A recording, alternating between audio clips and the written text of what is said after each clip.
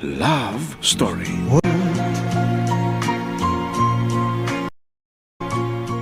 May gusto sana akong sabihin sa'yo, Apoy.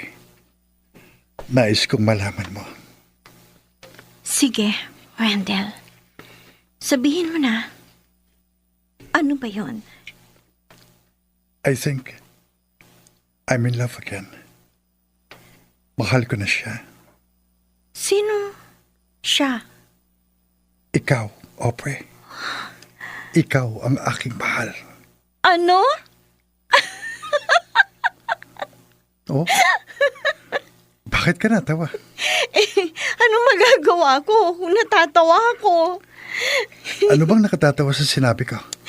Kasi naman gusto mo pa ako isama sa listahan ng mga babaeng niloko mo? Wag ako, Wendell. Dahil hindi ako laruan. Ganun bang iniisip mo? Na isa akong paasa? Oo.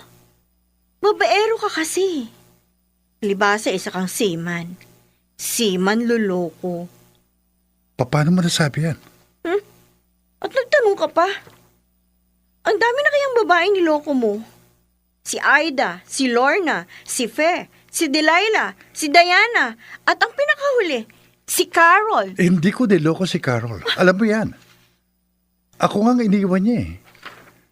Nagmukha akong basang sisiw na basang-basa sa ulan.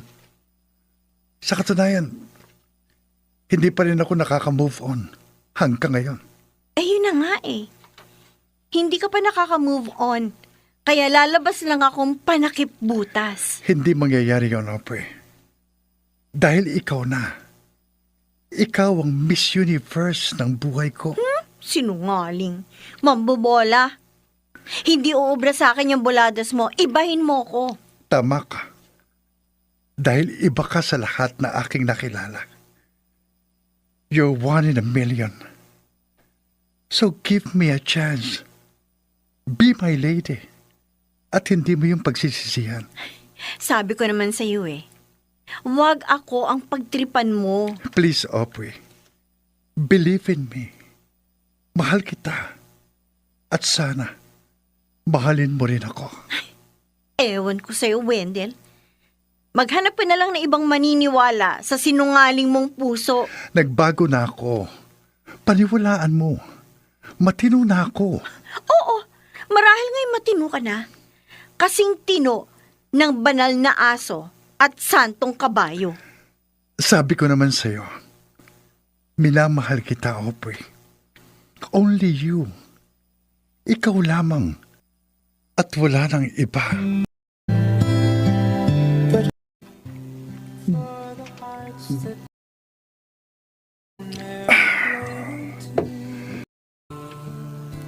Wendell, bakit nagsusolo kang tumatagay? Pa.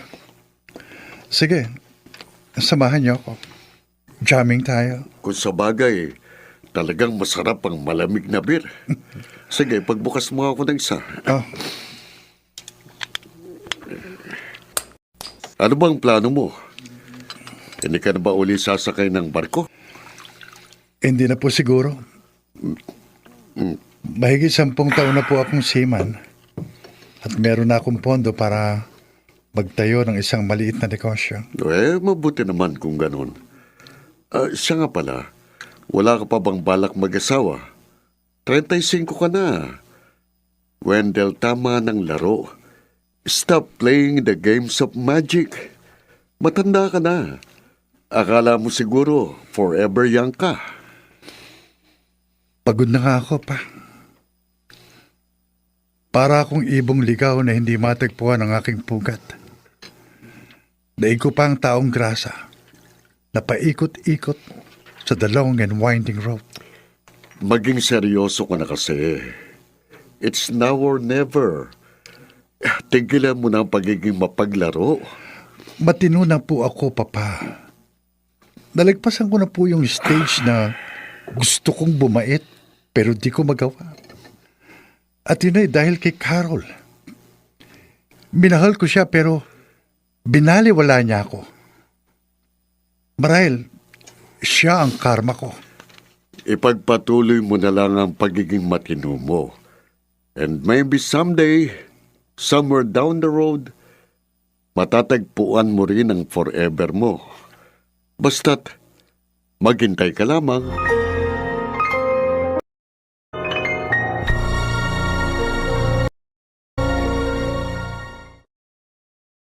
Love Story.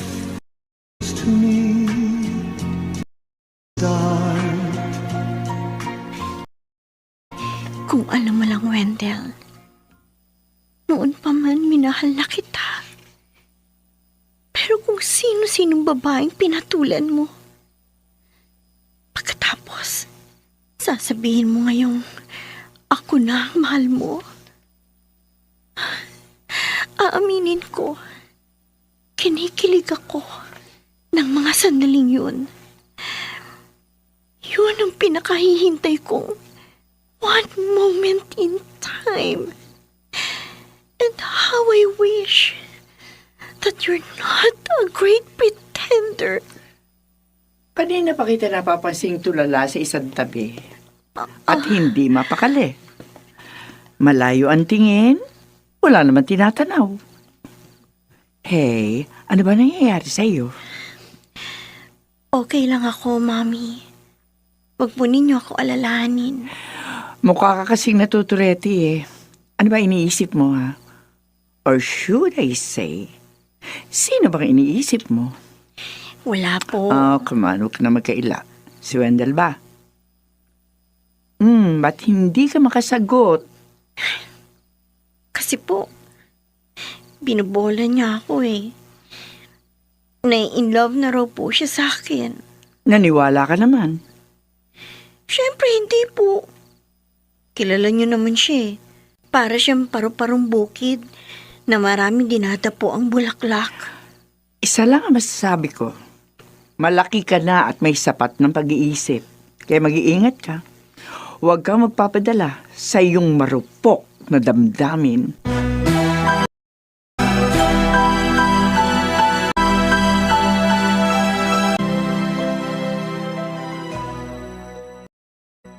Ano sabi mo? Hindi mo ba ako narinig? Ang sabi ko, gusto kong ligawan si Aubrey. Bakit, Wendell? Naubusan ka na ba ng babaeng lolokohin? Huwag mo nang idamay ang kapatid ko sa katarantaduhan mo. Nagbago na ako, Eddie. Graduate na ako sa pagiging macho guapito. Alam mo naman ang naging karanasan ko kay Carol, di ba? At gagawin mong panakip-butas na lamang si Aubrey. Yun din ang sabi niya sa akin. Pero maniwala ka. Malinis ang intensyon ko sa iyong kapatid. At kaya ko yung patunayan. Kahit hanggang sa dulo ng walang hanggan.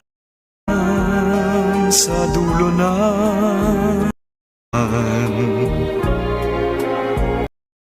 hanggang kailan pa man. Sabi ko na nga pa eh. Bistado na kita. Ako'y mahal mo rin. Natatakot ako, Wendell. Kaya nga nagpasya akong itatago na lang ang damdamin ko. At ang hirap pala nun. Hindi ko kaya. At sana naman, hindi ako matulad sa mga babaeng iyong pinaluha. Promise me that you will love me with all of your heart. And please be careful with my heart. Pangako, Aubrey. Ikaw lang ang mamahalin. Hindi kita iiwan.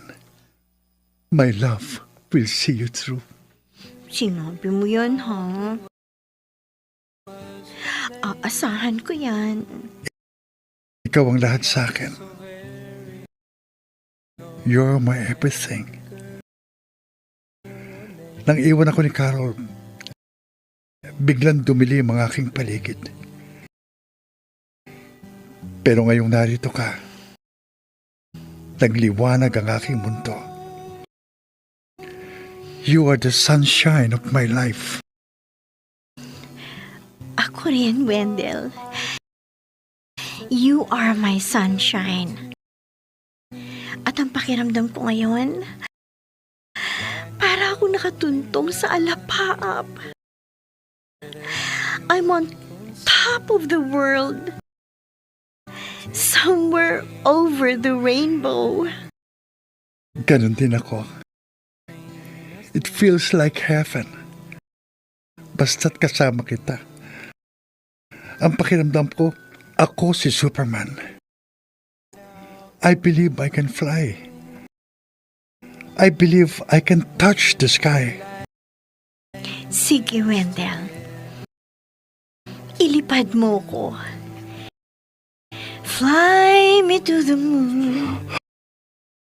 At sabay nating abutin ang langit. Let's make a memory.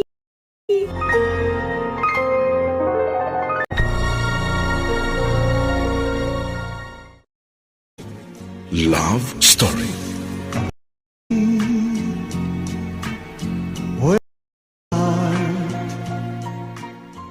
Ano? May relasyon na kayo ni Wendell? Oh, what a foolish heart. Ano ka ba, Aubrey? Para kang baliw. Eh, di baliw na kung baliw. Wala akong pakialam.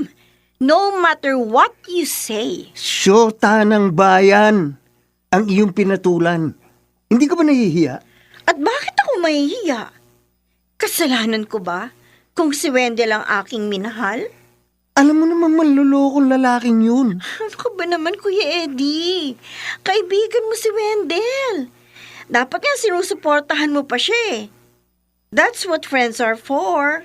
Wala akong kaibigan traidor. Aubrey, binabalaan kita.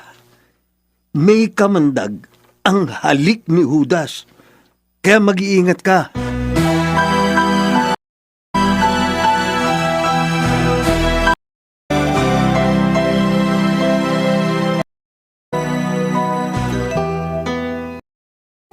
Hindi mo masisisi ang kapatid mo. Gusto ka lamang niyang protektahan. Pero nagbago na po si Wendell, Mami. Matino na po siya ngayon. Ay, sana nga anak. Sana nga hindi ka matulad sa mga babaeng tumulo ang luha dahil sa pag-ibig niyang balat kayo. Hindi naman po siguro. Dahil naniniwala po akong true love na ang nararamdaman niya para sa akin. Tiyakin mo lang na true love nga yan. At hindi true lies. Wala pong bagay na sigurado sa mundong ito, Mami. Lahat po tayo sumusugal. At maging ang pag-ibig, isa ring sugal. At sa sugal merong nananalo at meron ding natatalo. And the winner takes it all. At sana nga hindi ikaw ang maging talunan sa bandang huli. And not so girl or name. Bakit ganitong nararamdaman ko? Masaya naman ako kay Aubrey. Pero hindi ko pa rin makalimutan si Carol. May mga pagkakataong ako'y nangangarap ng gising at nakatulala sa hangin.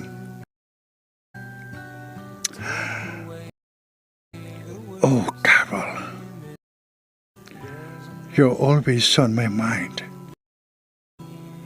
Kaya please lang, patahimikin mo na ako. Oh, sino kaya itong tumatawag sa akin? Numero lang ang rumehistro sa aking cellphone. Hello? Hello.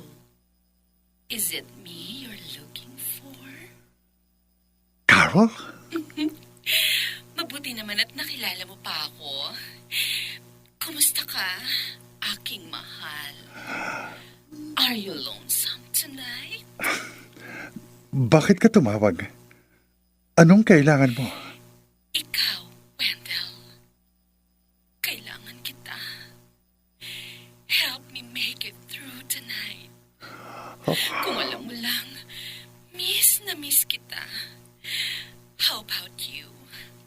Do you miss me? Go to hell. Never again, Carol. Dahil hindi na uli ako magpapauto sa'yo. Get out of my life!